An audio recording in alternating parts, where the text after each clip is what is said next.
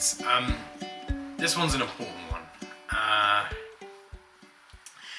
I hope that by the time you see me, my mood swings are not so bad, but I am realistic and I understand that you might see me every now and then dip into, quite a deep depression, where I'm sort of just frozen in time. I hope that you don't get to see too much of that, maybe one or two times just to make you understand that I am human, but I hope that you don't get to see that too much. Anyway, we're not talking too much about me today, it's actually about you. Genetics play a strong role in, the way we think, the way we do things, the way we grow, so on and so forth. Obviously our upbringing does as well, but genetics have a big role, a big part to play. So you might, hopefully not, you might suffer from similar things in which I have, and my brothers and sisters have, and my mum has, and so on and so on and so forth. And I want to give you advice for when you are in those down times. The way I experience sadness and the way you guys experience sadness is going to be very different, I feel, even though the sadness may come about. And I think I'm just going to take it at a surface level in hoping that the sadness that you guys get will just be, that normal life sadness, right? Not that extra crippling depression sadness. Sadness is very important, guys. Very important. You will feel it throughout your life, and every time it comes about, accept it, bring it into you, and really feel that sadness. It's meant to be felt. So feel it. Cry, maybe, I don't know, do whatever you need to do to feel that pain, because it is very important. And that is step one. If you ignore it, if you push it away, you bottle it up, it will become a problem later down the line. So just feel it. Now, there is a big spectrum of sadness, but I'm going to oversimplify here. There are sadnesses that are out of your control.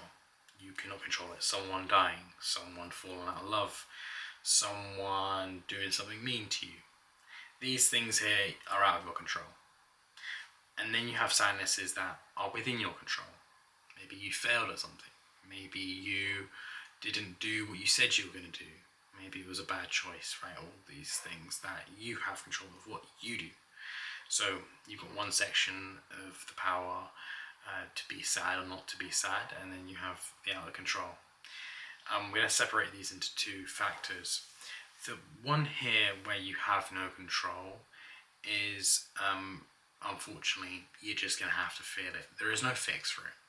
Someone dying is one of the worst things ever, and you'll probably always be sad, but the best thing I ever got told was there's going to be bigger times in between the cries, right? So at first you might cry every day, or maybe every hour, then it'll be every day, then every week, then once a month, then once a year, right? There's bigger spaces in between them, and that pain will, never leave you, but you can learn to cope with it, is what most people will say. So yeah, those types of pains there, unfortunately, you're just gonna have to go through it. It sucks, but you will come out the other end. Now, I want to focus more on the ones that you can control, the things that you do, and what you can do to prevent those sad things coming your way. If you are doing something over and over again, and you're getting the same result, whether it may be, it's probably best to switch up, maybe not even your formula, but your whole look on the equation itself. The biggest pain for a human, whether good or bad, is change. And normally when pain or upset is inflicted because of something you've done, you normally are going to have to change. And that hurts.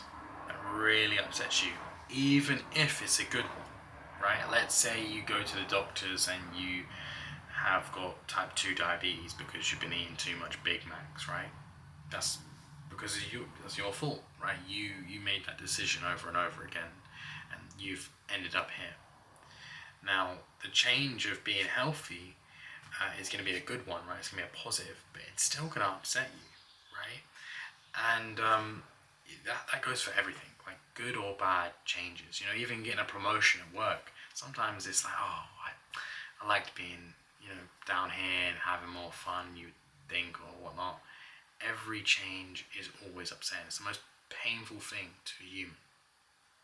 And you will have to go through those things if you don't want those things that have upset you because of the actions you've taken will just keep happening if you don't change. Maybe I'm not qualified to talk about how to deal with sadness, but I'm gonna tell you what I normally do when I'm sad. I normally isolate myself. It's probably not a good thing. I'm trying right now in my life to not isolate myself as much when I'm sad. It is hard because I do want to be alone when I'm sad, but letting people in is really good. But I think the majority of what I like to do is I take something I like to do, whatever it is, I put some music on in my head, and I do that thing, and I do it for a very long time. Sometimes I will go on a bike ride, sometimes I will go play some basketball, sometimes I will sit here and write a script, sometimes I will go swimming.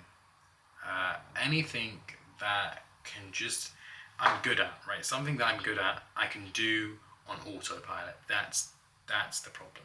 Not the problem, that is the solution, sorry.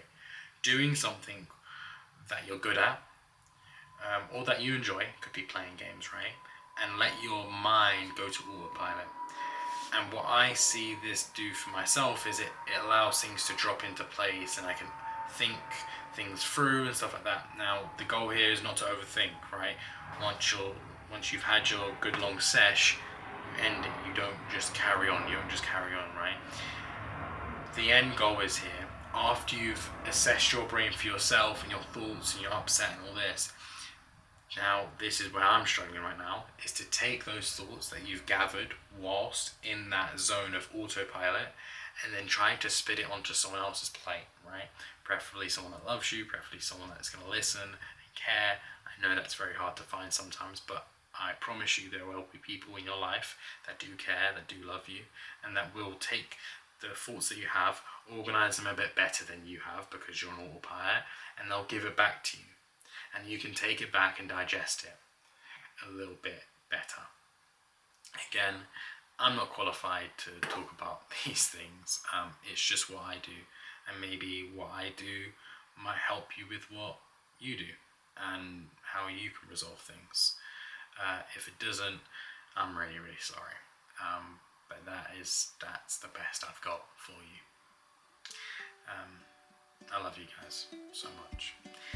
I'll talk to you guys